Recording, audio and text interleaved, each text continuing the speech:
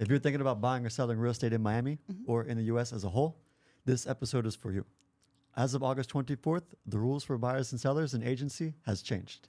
So here are two things that we're going to go over starting right now. Let's do it. My name is Luz Abreu, and welcome to another episode of MIA Unplugged. And I'm Anthony Spitaleri, so let's dive in.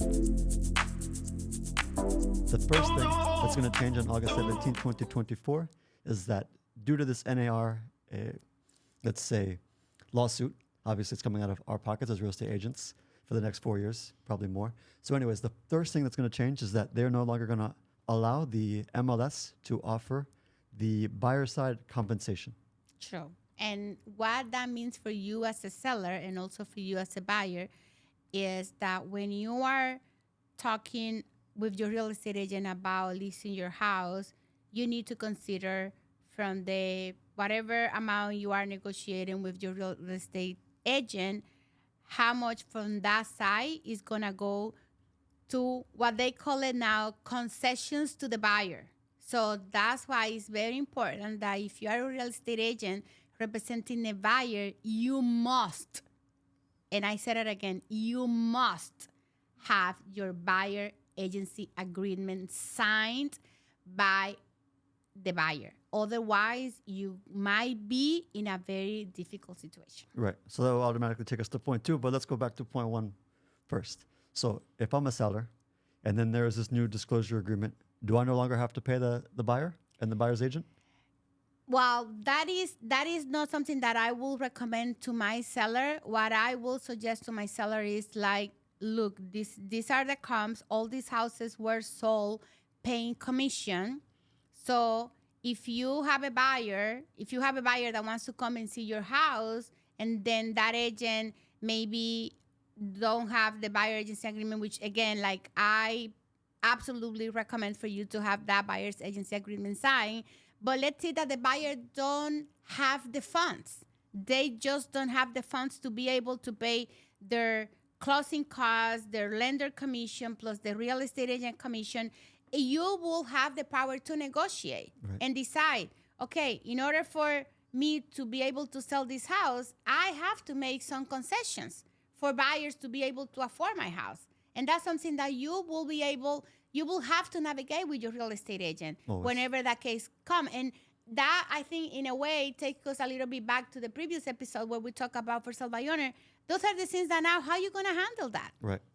You absolutely need to see the whole file together, the whole scenario together, and see, okay, what is best for me as a seller, because their buyer agent is going to be doing the same. What is best for their clients? And again, together we're going to sit into the table, virtually table, and be able to negotiate what are the better terms to get this house sold and for this family to be able to buy your house. Exactly. And so then this will take us to our second point is, as of this date, August 17, 2024, you as a buyer can no longer tour a property without a signed written agreement with a buyer's agent.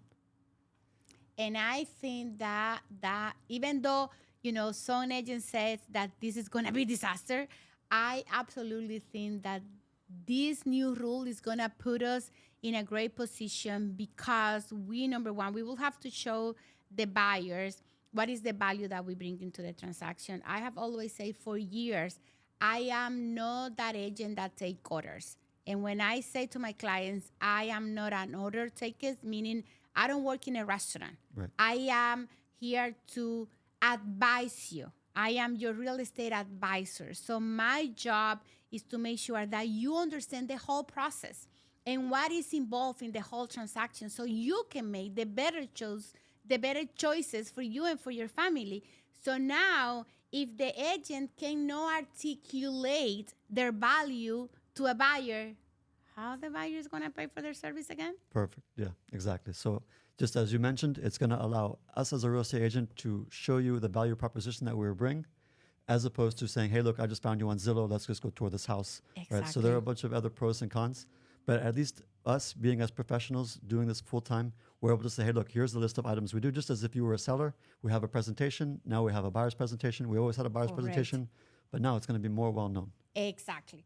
And also very important for buyers to know is like, I understand that, like, let's see, like, somebody found me online, like, Google, Zillow, wherever the case may be. Of course, there is not a relationship yet, but in this case, you have the option to sign a one-time showing agreement, which will mean that we will go out and tour the properties only for that day. It's going to be the list of all the properties that we're going to see. And then, of course, after we get to know each other, and then I have the opportunity to give you my buyer's presentation and my buyer's consultation, then we can sign an agreement for 1 month, 3 months, 6 months, whatever the case may be. Yeah, exactly. And please, as a note, if you're buying something, don't just see one property with one showing agreement. If the real estate agent is great, they're going to line up a few more, and then you can choose not to see those if you want to. Exactly. But at least take the time to see a few other places, because one just isn't going to cut it. Yes. Right. Well, most of the time, like I have so many beautiful stories from clients. Even my own nephew, he always says that when we went to see houses, I showed him 3 houses. The first one was the perfect house for him. I said, well, this is the house that you're going to buy, but I'm going to show you a few more just for you to make sure that you know that we are on the right path. So I feel that when we as a real estate agents, we do our homework, we know what the clients want, but I will never just go and see and show only one property, because I want for the clients to have options and for them to see themselves living in every house that we go and see. That doesn't mean that we're gonna go and see 20 houses and then you cannot decide, because that's also wrong. But like having the time for you to like go all in, be very clear of your expectations, your desire, your lifestyle, what is it that you're looking for in a house, and then have the possibility to say, well, from the 3 houses that we saw today, this is the one that is absolutely have my name stamp on it, and this is the one that I'm moving forward with. Yeah, perfect. So, I mean, at the same time, if I was a seller, it would allow me more clarity to bring in pre-qualified, or actually someone who is intent on buying the property. Of course. Not just somebody who is looking. So having a written agreement just shows that much intent from you as a buyer, working with an agent. And you might have cold feet signing this agreement, but again, as Luz mentioned, you could do 1 day showing agreement. And then at the same time, if you like that agent, you can feel them out, you can interview them, because you should always interview multiple agents. And then once you interview them, you choose who is right for you, just as if the seller was going to choose the right listing agent. And then boom, you guys move forward. Again, the written agreement will have a term. It will most likely have a price range. And then that's going to be it. The agreement is also going to say what is the compensation Right. that buyer's agent is looking to charge you. And, when you negotiate what is that compensation, then it's going to be written in the agreement. And something very, very important is the agreement says very clear that the agent cannot charge you more of what is set on the agreement. And this is very important, because if when you buyer's agent send the offer, and then on the offer, let's say that the buyer's agent is saying, I want for the seller to give us a concession of 3%, and the seller then counter back and said, oh, I will only give 2. Oh, this is only an example. And then the difference between the 3 and the 2 is only 1%. Right. So if the buyer's agents have an agreement saying that they will be compensated 3%, it doesn't mean the 2 plus the 3. It means 3 total. Right. So it's very important for you to understand that and to ask the right questions to your real estate agent, so that way everybody is on the same page. There is no stress. There is no misunderstanding. It's a written agreement. Everything must be very, very clear. Right. And very detailed, because the whole point of this lawsuit was transparency. Exactly. And then going back to that point is the offer of compensation. It doesn't mean the seller is not going to pay. Exactly. Right. It's just Yes. a what if. Exactly. Just to, What again, like you is, mentioned. again, like we are here, everything is negotiable. That's what they're saying. So what is it that we're doing, and how is it that we are protecting both sides of the transaction, depending who we are representing, and how are we going to show up fully and intentional for our client to make sure that everybody is happy and everything is correct and everything is done correctly. I have a case that happened to me a few months ago, where I have a listing. I got a call from an agent saying that they wanted to show the house, but they want me to go and show the house because this agent didn't have Supra.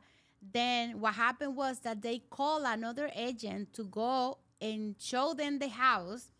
And then on the record on the Supra, the first agent is nowhere to be found on Right. the record. But the agent, I don't know how he found out that we were on the contract. And when he called me, I was like full transparent. Like, well, yeah, we are on the contract and like, whatever. I don't remember what I said. But the thing was that the agent was able to know that we were on the contract with the buyer that he showed the house. Right. So in that case, I told the buyer, the buyer's agent, I said, like, you guys need to figure this out because these agents have a procuring cost. Right. And even though he didn't have a buyer agency agreement signed, on the Supra history, it was his name For who sure. opened the Supra and showed the property for 2 hours. Do you want to touch on what procuring cause is real quick? 30 seconds. Go for it. You are the one with the lawyer background. Me, no, I have no lawyer background whatsoever. No, procuring cause, you can just say is the one who showed you the property. Yes. And that's how, as a real estate agent, because again, in one of the previous episodes, we talk about why it's important to work with a real estate agent. One of them on a real estate agent makes the offer of compensation or gets compensated by being the procuring cause. So if you go outside of the agent by seeing one property with a different agent, Yes. then that agent may not get paid by taking their time to show you around. And Exactly. whatever else that you guys worked on, they won't Yes. get paid. Yes. So whoever does the procuring cause and shows the actual property is entitled to the compensation. Exactly. So So again- that is why it's so important. That's something that here in Miami, and I know as a real estate coach, I know other states in United States, they use the buyer's agency agreement for years. But here in Florida, that's something very new. So for you, buyer, looking to purchase a house, it is very important that number one, you have the buyer's agency agreement for you, real estate agent as well. And also remember that we all need to follow the rules. And this is the new rule. And I know for sure it's going to be great for mostly the consumers and for us as a real estate agent as well, because we have so many history of people that do exactly what you're saying. Like they go and see different properties with different agents. And at the end, guys, we don't get paid if you don't close. So at the end, it's our expertise, Right. it's our time, it's our commitment, it's our knowledge that is given to you just with the expectation that we're going to be able to close and we are going to get paid. 100%. So as of August 17, 2024, these are the two things that you absolutely should know. Yes. And if you have any questions about this, the agreement, you want to get our presentation, or if you have questions about Yes. a presentation and what you should ask an agent, let us know in the comments. We will more than happy to go through the whole process with you. We have been preparing for this. Like, this is something that I want to say. In Tom Ferry organization, we have been preparing for these new changes for the last 3 years. Tom has been talking to us about this. So that's why for us, it's like we Another know day. okay, we're ready. Yeah. Let's move on. But also there is a lot of real estate agents here in Miami that they are still confused, that they don't know what's gonna happen. And for you, real estate agent, we have to be very, very careful. I suggest for you to go and read the law, to really go to the Miami Association of Realtors, get yourself educated, because this might take you out of the business if you don't do the things the right way. So thank you again for another episode of MIA Unplugged.